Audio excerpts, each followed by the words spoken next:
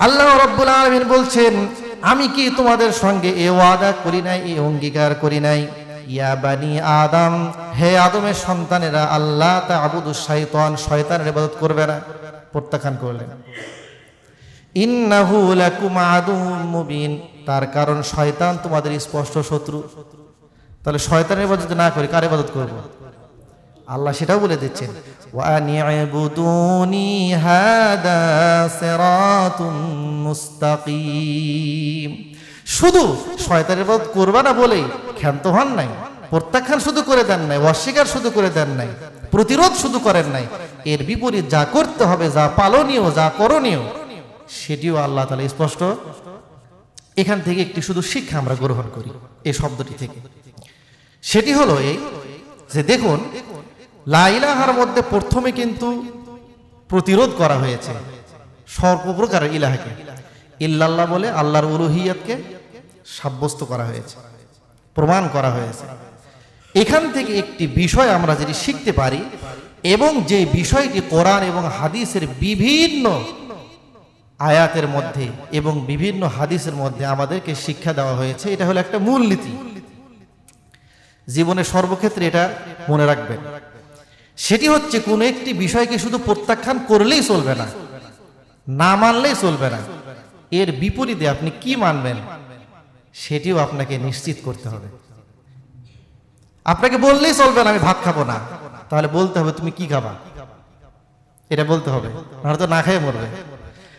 আপনি শুধু বলতে পারবেন না আমি এখানে থাকবো না, তাহলে এখানে যদি না থাকো, থাকতে তো কোথাও হবে, সেটা কোথায়, ওটা আপনাকে আগে থেকে নিশ্চিত করতে হবে অমুক জায়গায় থাকবো।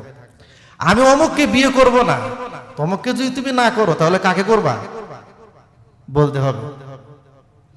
আমি অমুক মতাদর্শ বিশ্বাস করি না, মানি না, তাহলে সেই মতাদর্শ তুমি যদি না মানো তাহলে কোনটা মানো সেটা স্পষ্ট করতে হবে।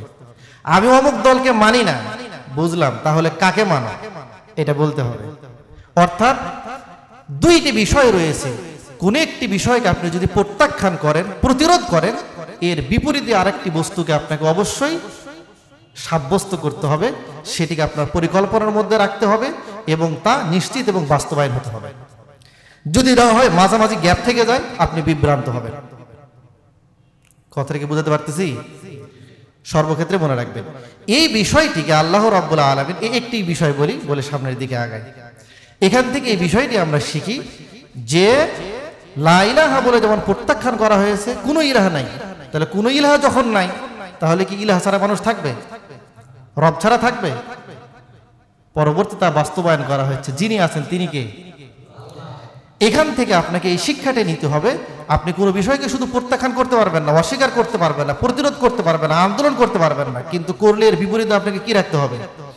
আপনি যা চাচ্ছেন না, এর বিপরীতে আপনি কি চান সেটিও আপনাকে কি রাখতে হবে? পরিষ্কার রাখতে হবে।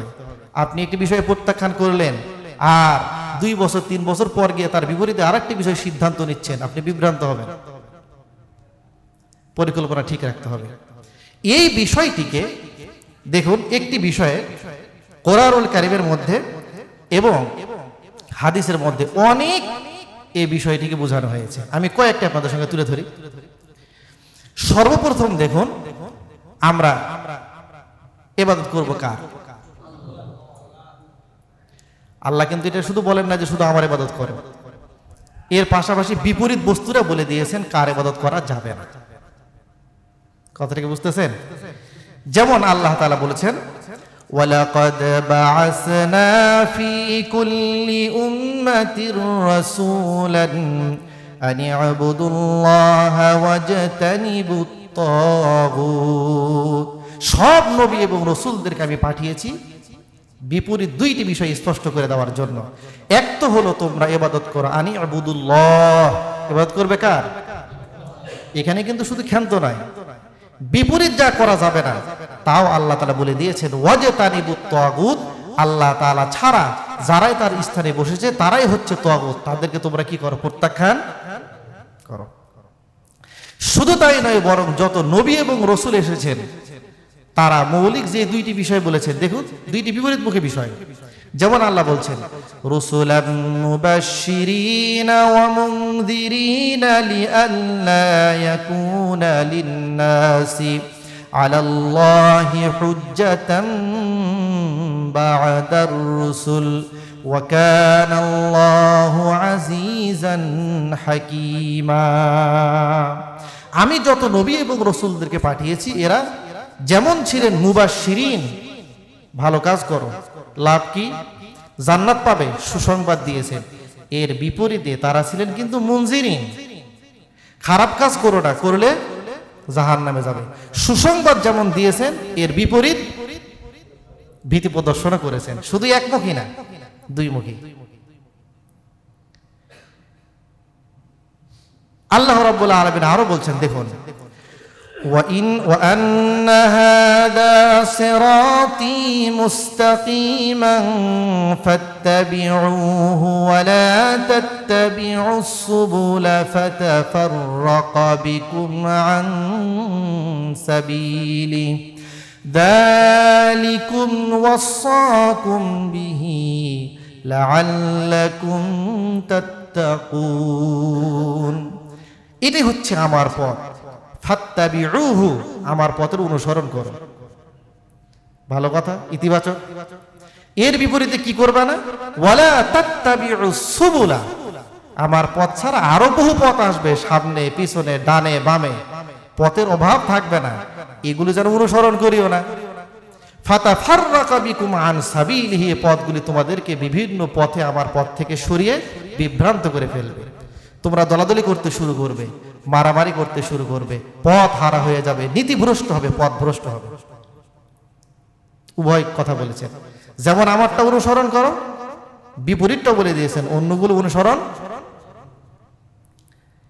শুধু তাই নয়, সূরা ইয়াসিনের মধ্যে আল্লাহ কি বলছেন দেখুন, আলাম আ'হাদ ইলাইকুম ইয়া বানি আদম আল্লা তা'বুদুশ শাইতান ইন্নাহু লাকুম আদুউম মুবিন। আল্লাহ রাব্বুল আলামিন বলছেন, আমি কি তোমাদের সঙ্গে এ ওয়াদা করি নাই, এই অঙ্গীকার করি নাই, ইয়া বানি আদম, হে আদমের সন্তানেরা, আল্লাহ তা'বুদুশ শাইতান, শয়তানের ইবাদত করবে না, প্রত্যাখ্যান করলেন। ইন্নাহু লাকুম আদুউম মুবিন, তার কারণ শয়তান তোমাদের স্পষ্ট শত্রু। তাহলে শয়তানের ইবাদত না করি কার ইবাদত করব? আল্লাহ সেটাও বলে দিচ্ছেন, ওয়া আনি'বুদুনি হাদা সিরাতুম মুস্তাকিম। শুধু শয়তানের ইবাদত করবা না বলেই ক্ষান্ত হন নাই, প্রত্যাখ্যান শুধু করে দেন নাই, অস্বীকার শুধু করে দেন নাই, প্রতিরোধ শুধু করেন নাই, এর বিপরীত যা করতে হবে, যা পালনীয়, যা করণীয়, সেটিও আল্লাহ তাআলা স্পষ্ট। এরপরে দেখুন, আমরা সূরা ফাতিহার মধ্যে আল্লাহ রাব্বুল আলামিনের কাছে প্রার্থনা করি না? কি প্রার্থনা করি? ইহদিনাস সিরাতাল মুস্তাকিম। আল্লাহ, আপনি আমাদেরকে সিরাতে মুস্তাকিম দেখান। সিরাতে মুস্তাকিম কায়? দুইটি পথ দেখিয়ে দিলেন, একটি ভালো, সিরাতাল্লাযীনা আন'আমতা আলাইহিম, সিরাতে মুস্তাকিম হচ্ছে সেই সকল ব্যক্তিদের পথ যাদের উপরে আমি নিয়ামত দিয়েছি। এরা কারা? মিনান নাবিয়িনা ওয়াস সিদ্দীকিনা ওয়াস শুহাদাই ওয়াস সালিহিন, এরা হচ্ছে নবী, এরা হচ্ছে সিদ্দীক, শুহাদা, সালিহিন। ভালো পথ। খারাপটা কোনটা? গায়রিল মাগদুবি আলাইহিম ওয়ালাদ-দাল্লিন। এদের পথ ছাড়া আরো কিন্তু কিছু মানুষ আছে তোমাদের সামনে, যাদের উপরে আল্লাহ রাব্বুল আলামিন রাগান্বিত হয়েছেন এবং আল্লাহর গজব যাদের উপরে পড়েছে, তাদের পথ তোমরা অনুসরণ করো না। এরা কারা? হুমুল ইয়াহুদ ওয়ান নাসারা। শুধু আল্লাহ বলে দেন নাই যে নবীদের পথ ধরো, এর বিপরীতটা যা করা যাবে না তাও বলে দিয়েছে। ইসলামের মধ্যে যে সকল বিধিবিধানগুলো রয়েছে, এগুলির মধ্যে কিছু কিছু আছে করণীয়, কিছু আছে বর্জনীয়। করণীয়র ক্ষেত্রেও আল্লাহ রাব্বুল আলামিন, লক্ষ্য করুন এই বিষয়, একটা বিষয় বলতেছি, কিন্তু করণীয়র ক্ষেত্রেও আল্লাহ রাব্বুল আলামিন বিপরীতমুখী অপশন রেখেছেন।